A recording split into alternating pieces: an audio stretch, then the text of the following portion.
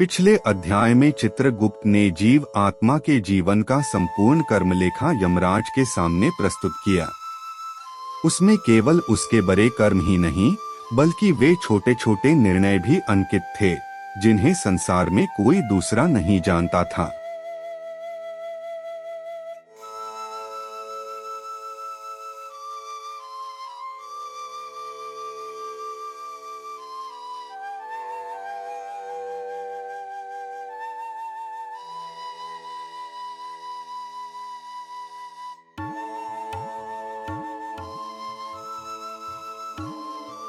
अब समय था उस लेखे के निष्पक्ष निर्णय का।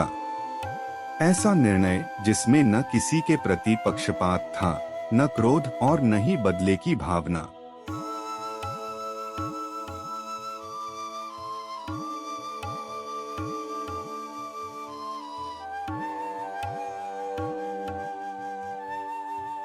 जीव आत्मा, यहाँ तुम्हारा निर्णय केवल तुम्हारे बाहरी कर्मों से नहीं होगा।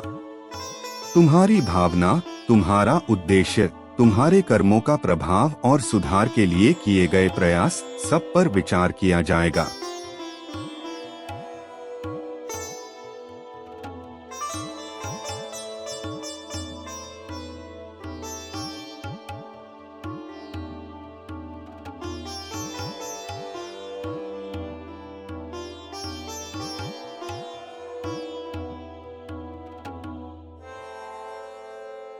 धर्मराज, जीवन में मुझसे अच्छे कर्म भी हुए और अनेक भूल भी। अब मैं अपने कर्मों के सत्य से दूर नहीं भागना चाहता।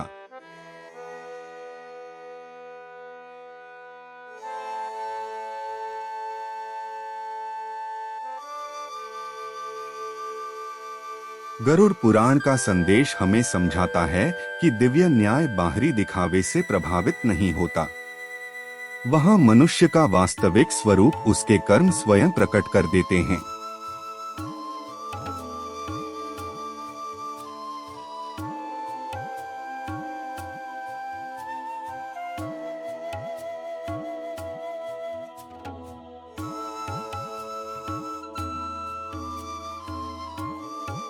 इस जीव ने कई बार जरूरतमंदों की सहायता की, परंतु हर सहायता के पीछे एक जैसी भावना नहीं थी।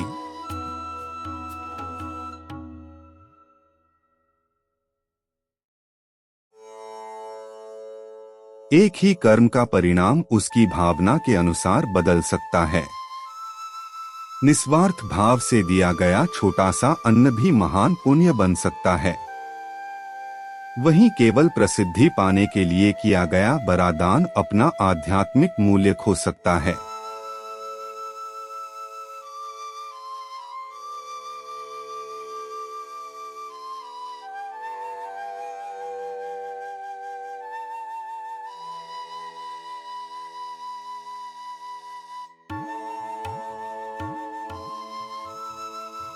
सच्चा पुण्य वह है जिसमें अहंकार कम और करुणा अधिक हो, परंतु अच्छी भावना किसी हानिकारक कर्म के परिणाम को पूरी तरह मिटा नहीं देती।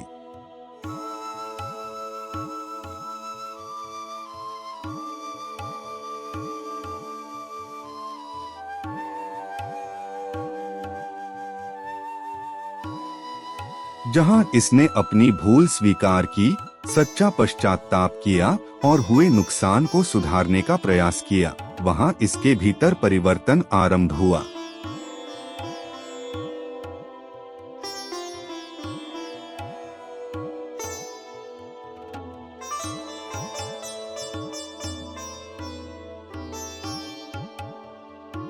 इरादा महत्वपूर्ण है, लेकिन केवल इरादा ही पर्याप्त नहीं।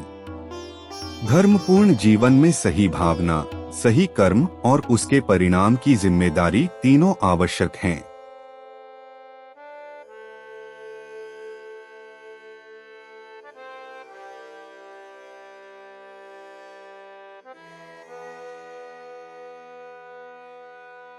इस जीव ने कई अवसरों पर सेवा, दया और सत्य का मार्ग चुना। कुछ कर्म संसार से छिपे रहे, लेकिन कर्मलेखा से नहीं।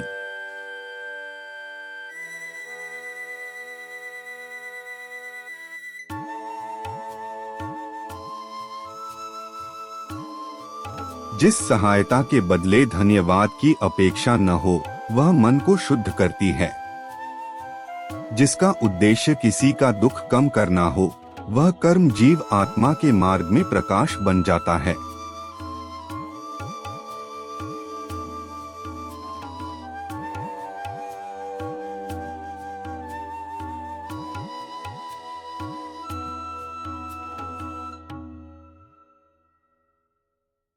तुम्हारे वे कर्म मूल्यवान हैं जिनमें तुमने अपना लाभ छोड़कर किसी और का हित चुना। संकट में सत्य का साथ देना और निर्बल की रक्षा करना भी धर्म है।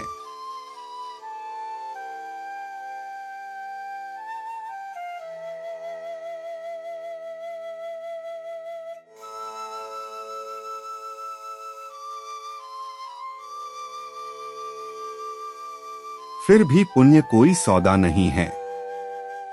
कुछ अच्छे कर्म करके मनुष्य अपने हानिकारक कर्मों से बच नहीं सकता। प्रत्येक कर्म का अपना प्रभाव और अपना फल होता है।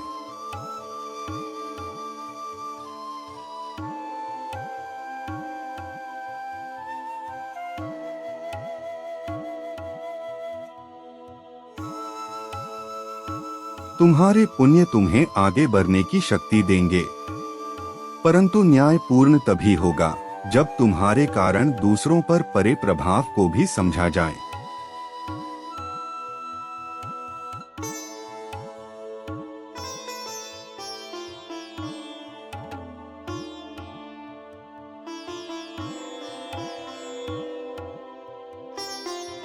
हानिकारक कर्म केवल शारीरिक चोट नहीं होते।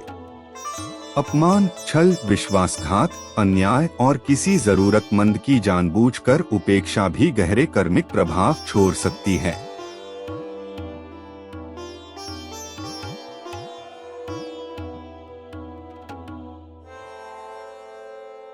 हानिकारक कर्म केवल शारीरिक चोट नहीं होते।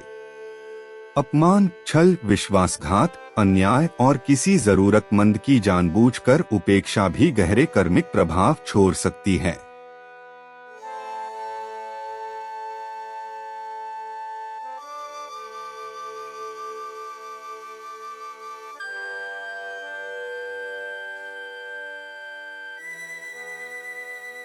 मैंने कई बार अपनी सुविधा को दूसरों की पीड़ा से ऊपर रखा।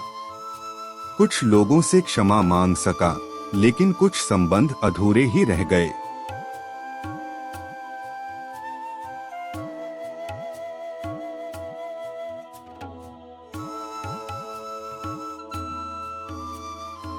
जो परिणाम अभी शेष हैं, वे नष्ट नहीं होते।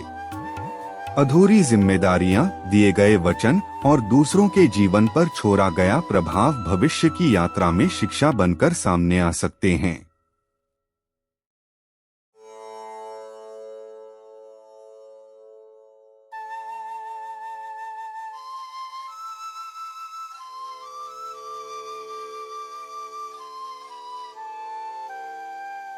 यह दंड देने की उतावली नहीं, बल्कि कर्मों के संतुलन की व्यवस्था है।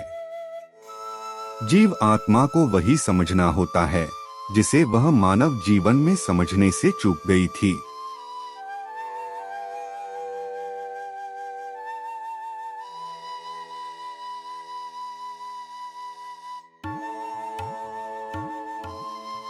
अब यमराज ने जीव आत्मा के जीवन को 4 स्तरों पर देखा। उसकी भावना क्या थी, उसने कर्म क्या किया, उससे दूसरों पर क्या प्रभाव पड़ा और सत्य समझने के बाद उसने स्वयं को कितना बदला।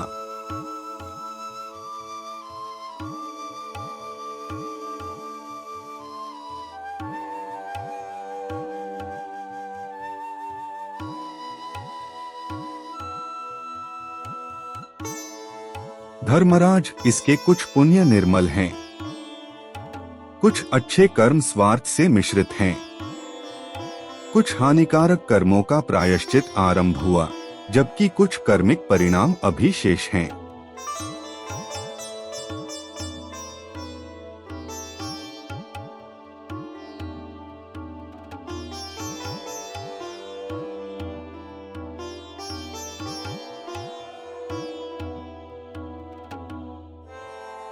दिव्य न्याय किसी जीव को केवल एक भूल से बुरा और केवल एक पुण्य से पूर्ण नहीं मानता।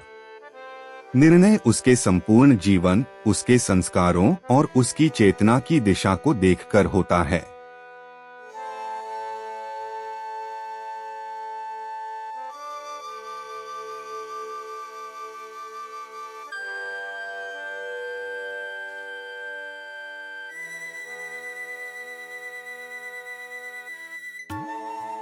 जिसने गलती के बाद स्वयं को बदला, उसका परिवर्तन भी लेखे में है। जिसने धर्म का दिखावा किया पर भीतर छल रखा, उसका सत्य भी यहाँ प्रकट है।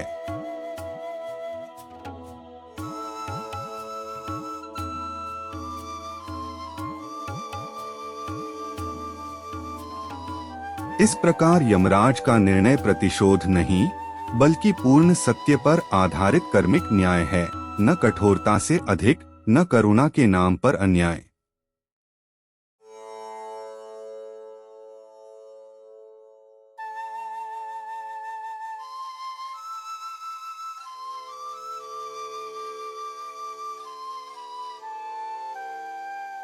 कर्मों के अनुसार जीव आत्मा के सामने अलग अलग अनुभव आते हैं। किसी के लिए उच्च लोक का सुख, किसी के लिए सुधार और आत्मबोध का कठिन अनुभव, और किसी के लिए नए जन्म की तैयारी।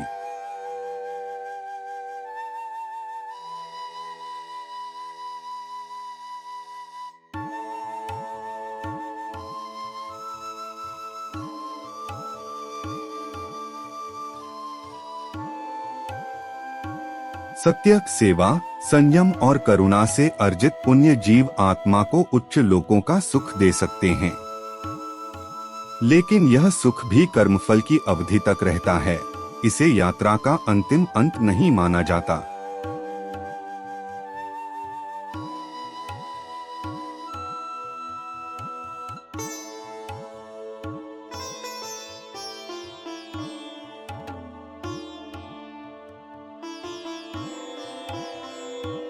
हानिकारक कर्म जीव आत्मा को ऐसे सुधारात्मक अनुभवों की ओर ले जा सकते हैं, जहां उसे अपने कर्मों का प्रभाव समझना पड़ता है।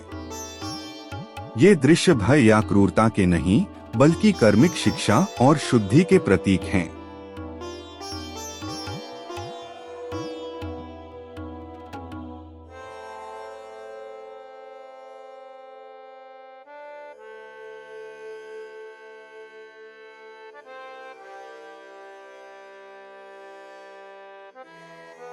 कई जीव आत्माएं शेष कर्मों, संस्कारों और अधूरी सीख के अनुसार पुनर्जन्म की तैयारी करती हैं। नया जीवन केवल परिणाम नहीं, सुधार और आध्यात्मिक विकास का नया अवसर भी होता है।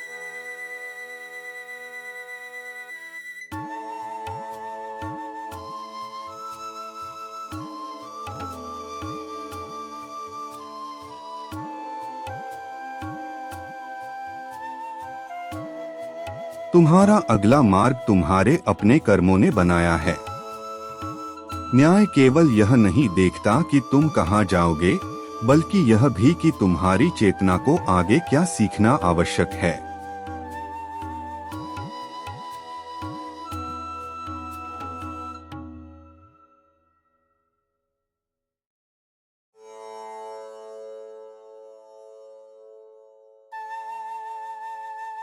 प्रभु, यदि जीव आत्मा को पुनर्जन्म मिलता है, तो क्या उसे अपने पिछले जीवन की सभी घटनाएं याद रहती हैं?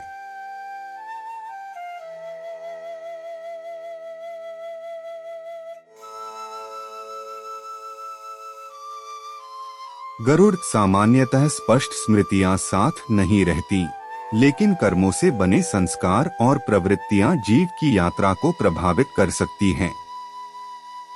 यही कारण है कि हर नया जीवन पुरानी सीखों को आगे बढ़ाने का अवसर बनता है।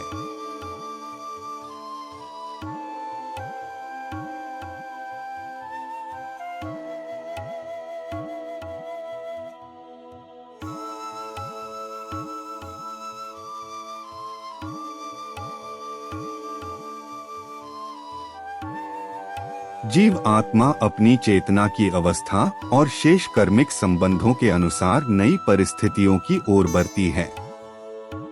परिवार, अवसर और चुनौतियां उसकी आगे की सीख का माध्यम बन सकते हैं।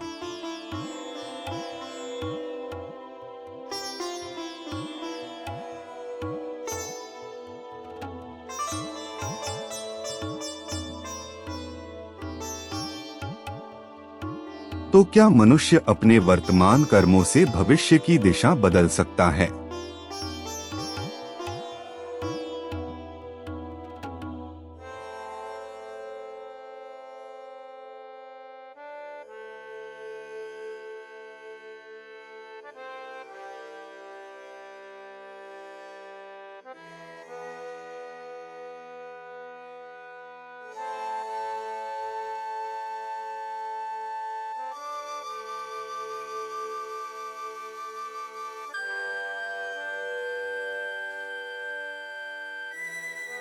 निश्चय ही।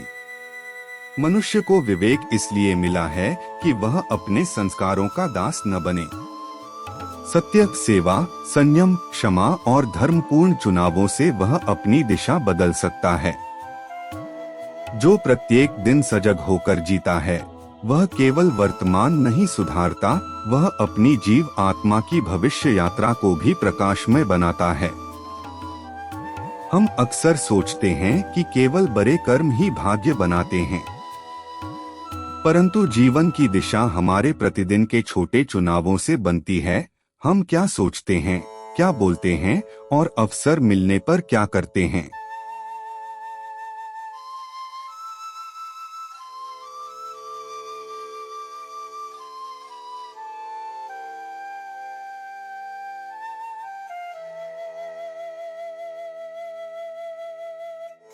करुणा से किया गया छोटा कार्य भी जीव आत्मा के मार्ग में प्रकाश जोड़ता है।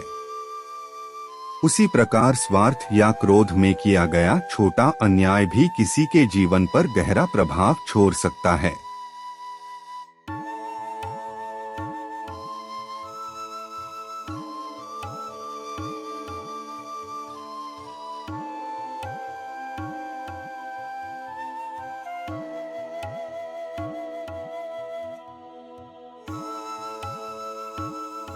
यमराज का न्याय हमें डराने के लिए नहीं, बल्कि जिम्मेदारी का बोध कराने के लिए है। हमारे कर्म, हमारी नियत और हमारे निर्णय मिलकर भविष्य की यात्रा का मार्ग बनाते हैं।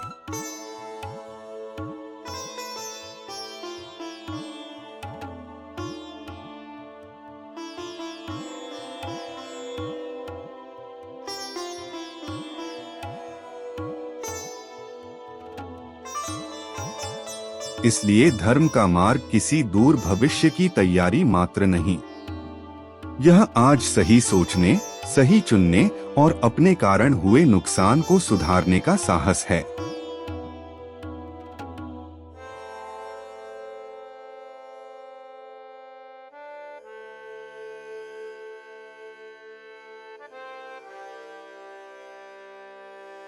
इस अध्याय की सीख है, हर कार्य, हर भावना और हर चुनाव जीव आत्मा के भविष्य को आकार देता है।